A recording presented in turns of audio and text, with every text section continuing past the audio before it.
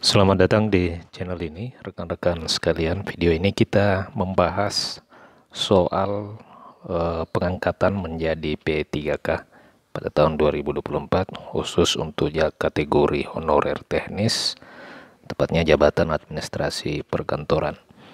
Nah, rekan-rekan sekalian, video ini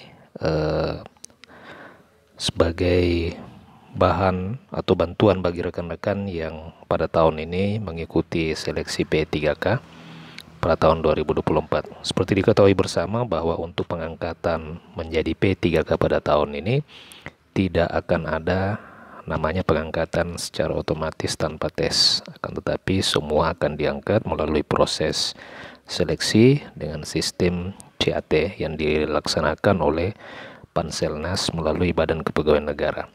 Nah, rekan-rekan sekalian, untuk mendapatkan secara lengkap bank soal sebagai modal bagi rekan-rekan untuk mempersiapkan diri dari sekarang dalam rangka mengikuti seleksi P3K itu, rekan-rekan bisa menghubungi admin kami, nanti akan dibantu di dalam mendapatkan bank soal, materi dan pembahasannya. Nah, untuk video ini kita sedikit membahas terkait dengan soal P3K teknis, kategori teknis administrasi perkantoran. Secara umum untuk jabatan administrasi perkantoran itu memiliki beberapa tugas utama. Yang pertama adalah manajemen dokumen dan arsip. Nah, rekan-rekan, untuk jabatan administrasi perkantoran ini juga bisa dilamar oleh para tenaga kependidikan teknik administrasi sekolah, ya, TU. Jadi bisa melamar pada formasi ini. Nah, rekan-rekan perlu belajar dari sekarang agar supaya rekan-rekan bisa mempersiapkan diri semaksimal mungkin supaya bisa dapat pada posisi peringkat terbaik. Nah, untuk materi administrasi perkantoran itu terdiri dari beberapa poin pokok yang mesti kita pelajari. Yang pertama adalah manajemen dokumen dan arsip. Rekan-rekan harus menguasai materi ini. Manajemen dokumen dan arsip ini yaitu kegiatan mengelola, menyimpan dan memelihara dokumen serta arsip penting perusahaan, ya, kantor agar mudah diakses dan aman. Kemudian selain itu juga ada materi pengaturan jadwal dan agenda. Pengaturan jadwal dan agenda ini terkait dengan tupoksi menyusun dan mengelola jadwal pertemuan, rapat, agenda kerja pimpinan, serta staf lainnya. Kemudian yang ketiga adalah komunikasi dan koordinasi. Komunikasi dan koordinasi ini menjadi penghubung antara berbagai departemen dan memastikan informasi disampaikan dengan tepat waktu. Nah, ini ada beberapa materi pokok yang nantinya akan dibuatkan pertanyaan melalui proses seleksi. Nah, untuk mendapatkan secara lengkap, rekan-rekan bisa menghubungi admin kami untuk mendapatkan materi ini beserta dengan pembahasan atau soal-soal yang akan kita bahas di bank soal itu. Nah, rekan-rekan, untuk contoh soal P3K administrasi perkantoran beserta pembahasannya, yang pertama ini kita membahas terkait dengan pertanyaan pertama, yakni apa yang dimaksud dengan manajemen perkantoran. A. Pengelolaan anggaran perusahaan. B. Pengaturan dokumen dan arsip. C. Perencanaan pengorganisasian tugas administratif, pembuatan laporan keuangan, penanganan keluhan pelanggan. Kira-kira jawabannya apa ini, ya? Nomor 1, yang dimaksud dengan manajemen perkantoran. Apa saja yang dimaksud dengan manajemen perkantoran? Apakah pengelolaan anggaran perusahaan, pengaturan dokumen dan arsip, perencanaan pengorganisasian tugas administratif, pembuatan laporan keuangan, atau penanganan keluhan pelanggan? Nah, untuk menjawab hal ini tentu kita di sini ada kalimat manajemen, ya. Ada kalimat manajemen perkantoran. Tentu kalau kita berbicara manajemen ini terkait dengan perencanaan pengorganisasian, ya. Kalau manajemen kita berbicara manajemen, tentu kita berbicara terkait perencanaan, pelaksanaan, pengorganisasian dan evaluasi. Nah, dari 5 jawaban ini hanya jawaban nomor C yang tepat untuk menggambarkan manajemen perkantoran. Jadi yang dimaksud dengan manajemen perkantoran adalah perencanaan dan pengorganisasian tugas administratif. Nah, di bank soal ini juga disertai dengan jawaban ya, kunci jawaban serta penjelasan ya, penjelasan dan pembahasan materi. Di sini sudah jelas jawabannya C adalah perencanaan dan pengorganisasian tugas administratif. Penjelasannya adalah manajemen perkantoran itu mencakup perencanaan, pengorganisasian, pengelolaan berbagai tugas administratif untuk mendukung kelancaran operasional kantor.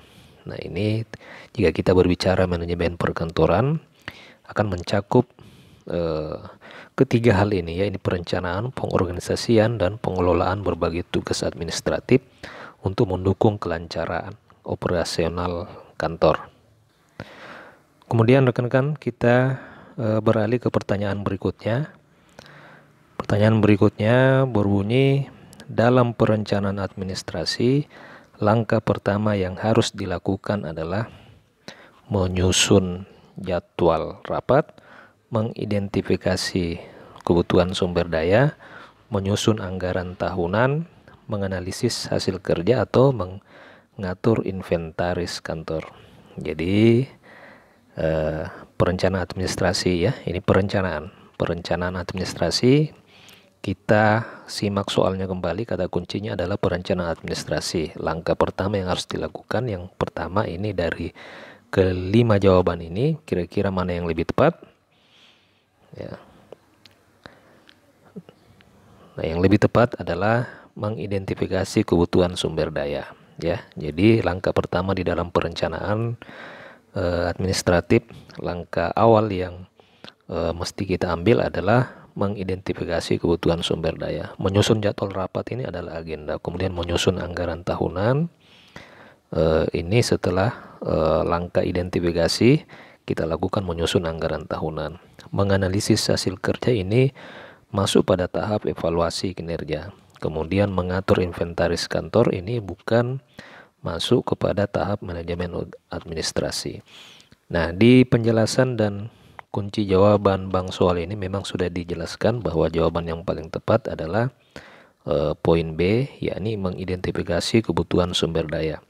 Penjelasannya, langkah di sini juga sudah dijelaskan bahwa langkah pertama di dalam perencanaan adalah mengidentifikasi kebutuhan sumber daya yang diperlukan untuk melaksanakan tugas-tugas administratif secara efektif. Jadi rekan-rekan, langkah pertama di dalam perencanaan administrasi ini perlu kita lakukan identifikasi kebutuhan sumber daya.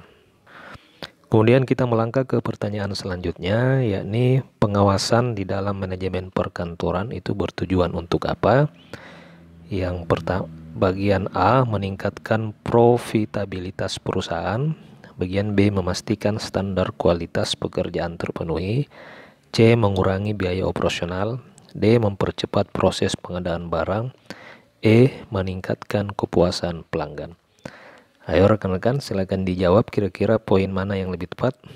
Jawabannya, pengawasan dalam manajemen perkantoran bertujuan untuk, ya, yang mana yang lebih tepat? Saya kasih waktu 5 detik.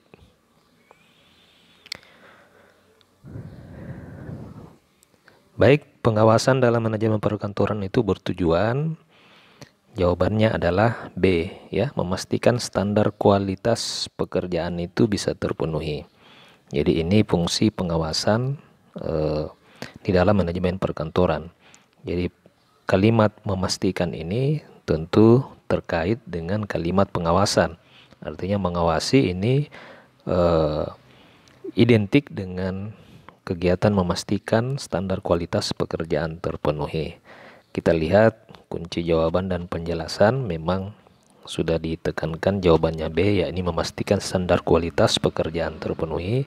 Penjelasannya adalah pengawasan dalam manajemen perkantoran itu bertujuan untuk memastikan bahwa pekerjaan dilakukan sesuai dengan standar kualitas yang telah ditetapkan.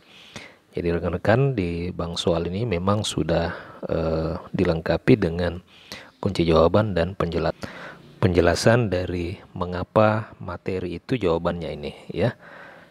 Kemudian kita beralih ke pertanyaan keempat, yakni untuk meningkatkan efisiensi kerja di kantor, salah satu tindakan yang dapat diambil adalah menambah jumlah karyawan. Tentu menambah jumlah karyawan ini tidak terkait dengan efisiensi. Kemudian B, mengurangi waktu istirahat. Mengurangi waktu istirahat juga bisa efisiensi, akan tetapi ini juga menzolimi para pekerja. Kemudian mengimplementasikan teknologi baru. Untuk mengimplementasikan teknologi baru kemungkinan bisa terkait dengan terciptanya efisiensi kerja di kantor, artinya memanfaatkan sumber daya teknologi.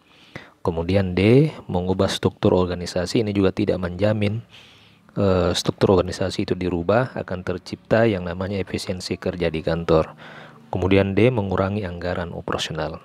Ini efisiensi juga bisa, akan tetapi juga bisa berdampak kepada tidak terlaksananya kegiatan oleh karena tidak adanya dukungan anggaran. Sehingga dari pertanyaan keempat, untuk meningkatkan efisiensi kerja di kantor, jawaban yang paling tepat adalah C, yakni mengimplementasikan teknologi baru, memanfaatkan teknologi agar supaya kinerja kantor itu bisa berjalan dengan baik. Kita lihat kunci jawabannya. Ini kunci jawabannya memang menjawab C, artinya mengimplementasikan teknologi baru. Penjelasannya seperti apa? Teknologi baru ini dapat membantu meningkatkan efisiensi kerja dengan mengotomatisasi proses dan mempercepat pekerjaan. Jadi penjelasannya seperti itu, rekan-rekan. Nah, rekan-rekan sekalian, demikian pembahasan soal manajemen perkantoran, administrasi perkantoran, honorer kategori teknis pada video kali ini. Untuk mendapatkan paket lengkap soal ini, rekan-rekan bisa menghubungi admin yang link WA-nya nanti akan saya bagikan di deskripsi grup dan saya sematkan di kolom komentar. Terima kasih. Jika ada pertanyaan dan tanggapan, silakan tuliskan di kolom komentar. Sampai jumpa di video berikutnya.